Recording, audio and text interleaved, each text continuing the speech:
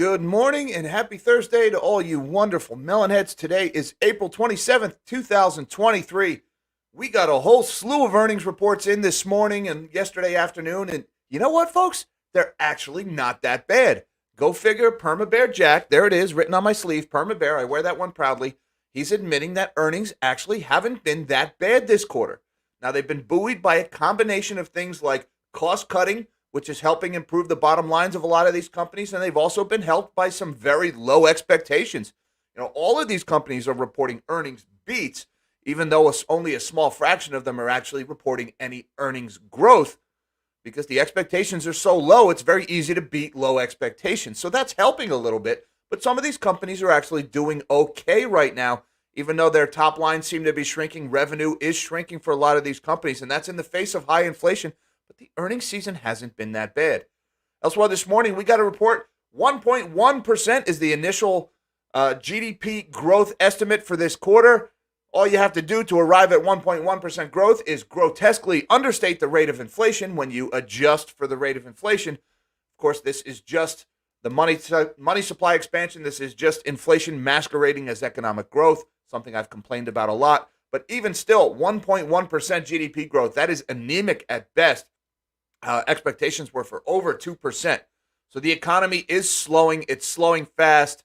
You can take the 1.1% at face value, or you can dismiss it and say, yeah, the government lies about the inflation number. But either way, the trend is there. You can see the economy is slowing. But the one theme that we are seeing play out all over the place in these earnings reports, in particular with Samsung and with Meta, is that cost cuts are key in this economy. The recession is coming. The economy is slowing.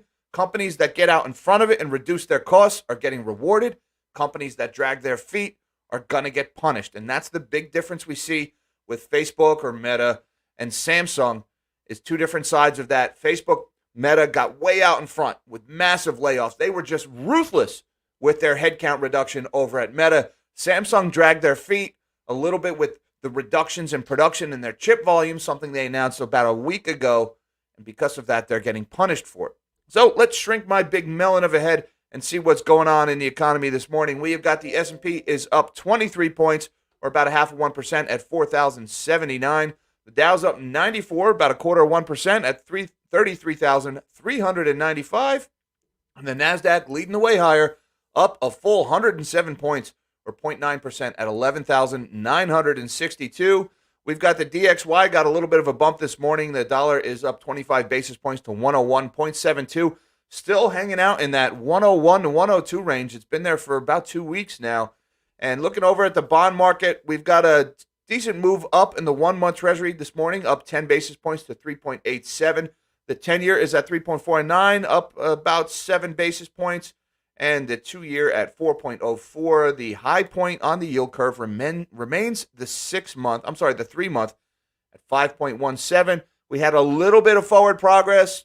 What did I just click on? You could call it forward progress. We had a little bit of movement on the debt ceiling debate yesterday. The Republicans' bill passed in the House of Representatives. That bill is largely or widely considered to be dead on arrival in the Senate. But hey, at least there was some movement on the debt ceiling debate, so take that for what it's worth. Looking over at the commodity space, gold back under 2,000 at 1,991, down about $4 this morning. Silver under $25 at 24.87, down about 20 cents. WTI crude is at 74.60, up about 30 cents. On the oil subject, breaking news this morning, there was a tanker, an oil tanker was seized in the Gulf of Oman last night near the Strait of Hormuz by the Iranians. We'll talk about that a little bit. It was a tanker that was flagged in the Marshall Islands that had just left Kuwait and was bound for Houston, Texas, and the IRGCN seized it last night. Very little details available, but that also happened. But what else we got? Natural gas is up about 3 cents this morning at $2.33, up 1.1%. So here's the big story right now. Meta stock jumps on strong earnings. And, they were very strong. Shares of Meta platforms jumped in late trading Wednesday after the company's first quarter earnings and revenue came in better than expected. Investors also cheered as the company vowed to grow even more prudent with its spending. That's the key right there, the spending cuts. The investors really like that one. For the first quarter, Meta reported revenue of $28.65 billion, With earnings of $2.20 a share, Wall Street consensus was for revenue of $27.7 billion on earnings of $2.02 a share. Meta also gave guidance above expectations for the current quarter. The company expects revenue in the range of $29.5 to $32 billion versus $29.5 consensus. So, Meta, little bit of a bump in ad revenue. The first time we've had any increase in earnings in a while for this company. Meta stock got absolutely brutalized last year, but since the start of this year, they've done fantastic, up over 70% year to date. But the big one here is they are really with the cost cutting. Now, they've had tens of thousands of layoffs over at Meta starting in January all the way through March. They announced another round, another round, another round. Well, the market is rewarding them for that. These companies are notorious for burning through cash, and they are finally starting to adjust to the reality of a money supply that is becoming more scarce. See also M2 money supply is shrinking. Facebook is out in front. They are adapting faster than most companies, and so they're doing very well. The stock this morning is at, let's see what Meta stock is doing this morning, up 13% at $237.92, up $28 this morning. Now, the flip side to that coin, Samsung. Good God. Samsung profit plunged 95% to its lowest level since 2009 as chip demand slumps. Does anybody remember the chip shortage? I thought we were in the middle of a chip shortage. Remember you couldn't get a car, the parking lots that were full of 99% completed F-150s? What happened to the chip shortage? It's got to be around here somewhere. It sure as heck isn't at Samsung. Samsung profit plunged in the first quarter of 2023 as prices for its memory chips continued to fall and demand remained weak. Samsung reported operating profit of 640 billion Korean won, or roughly $478 million. That's down from 14 trillion won a year earlier, its lowest level since the first quarter of 2009. And the first quarter of 2009, you may recall, was rather doo-doo of a quarter. That was at the height of the GFC. Prices for memory chips, Samsung's biggest business, continue to fall while demand stays weak. During the first quarter, Samsung launched its latest line of flagship smartphones called the S23 series, which gave its mobile division a boost. But the big thing here is they have announced they will be reducing production. Where is it here? There we go. The South Korean giant said this month it would be making a meaningful cut in memory chip production following the lead of several smaller rivals such as SK Hynix and Micron. Samsung Electronics announced the disappointing number for the first quarter, but at the same time, they announced a meaningful production cut amid the severe memory chip downturn. After that, the market reacted positively on the news. So Samsung has been a little bit slow to reduce their expenses, a little bit slow to shrink their operations, and because of that, they're seeing a 95% reduction in profits. So the difference here, or basically Samsung's report and Meta's report, they're saying the same thing. These businesses need to get leaner. They need to trim the fat. Sorry to use that cliche, but if they don't do that, they're going to get crushed in their quarterly reports. See here, Samsung profit down 95%. Meanwhile, Meta stock is off to the races this morning because they got out in front of it and they shrink their operations.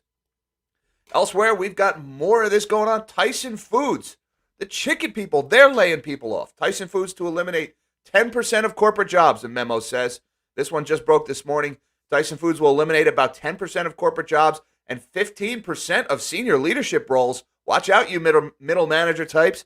Chief Executive Donnie King told employees on Wednesday the layoffs are the latest cost-cutting move for the biggest U.S. meat company by sales as it grapples with declining profits and struggles to improve results in its iconic chicken business. Tyson had about 6,000 U.S. employees working in corporate offices as of October 1st and 118,000 workers at non-corporate sites such as meat plants and warehouses, according to regulatory filings. So again, here we've got that theme. These companies, they are getting leaner. They're shrinking. They're cutting headcounts. They're getting out in front of the recession. Again, the missing ingredient to a housing crisis, folks, is job losses. It's unemployment. It's layoffs. When people lose their job, very soon after, their house tends to go on the market, and all that new supply hitting the market will crash housing prices. It's only a matter of time, and we've been seeing really since the beginning of January, story after story of layoffs, more and more. It started in big tech. Now it's hitting Tyson Foods. So we're going to see a rise in unemployment. It's just a matter of time. Elsewhere in earnings this morning, we had a pretty good report from Caterpillar. Caterpillar's Q1 profit rises on resilient demand and higher prices. although their stock wasn't doing all that good this morning. They're down about 4%. We also had Honeywell reported a pretty decent quarter. Honeywell beats earnings estimates and the stock's drops. This is a tough crowd. Let's see what has Honeywell stock. They're up about 2.5% now since that article was written. So again, folks, the earnings reports, they have not been terrible. All right, we've had some pretty low expectations, and a lot of these companies are cutting costs, and so there's a very good setup with all of this negativity. It's very easy to beat these low expectations. Elsewhere, I just wanted to mention this one, guys. I talked about this one. Merchant vessels seized by the IRGCN in the Gulf of Oman. This is a statement from the U.S. Naval Forces Central Command and the U.S. Fifth Fleet, dated just this morning. On April 27th at approximately 1:15 p.m. local times, Marshall Islands flagged oil tanker Advantage Sweet was seized by Iran's Islamic Revolutionary Guard Corps Navy while transitioning international waters in the Gulf of Oman. The oil tanker issued a distress call during the seizure. The U.S. Fifth Fleet is monitoring the situation. They go on to make some political statements after that. So keep an eye on what is going on in the Strait of Hormuz. That is, how do we say that? I don't want to get too alarmist about this. We've seen several stories like this over the last few years with vessels being seized by the Iranians or drone attacks or limpet mine attacks. And it hasn't escalated further from there. But keep in mind, something like a quarter of the world's oil flows through the Strait of Hormuz. So if this were to escalate out of control, this could absolutely rile oil markets substantially. Don't have any other information. This one just hit the tape a couple of minutes ago. So as updates become available, I will make sure and share those with you guys. All right, guys. So I just want to say thank you very much, everybody, for your time this morning. Thank you for watching. Thank you to my Patreon supporters. I appreciate everything you guys do for the channel. Had a good time talking to you on Zoom yesterday. Link down below should you feel so inclined. Also, hi, Mom. Hi, Dad. I love you guys. And until next time, live small and dream big.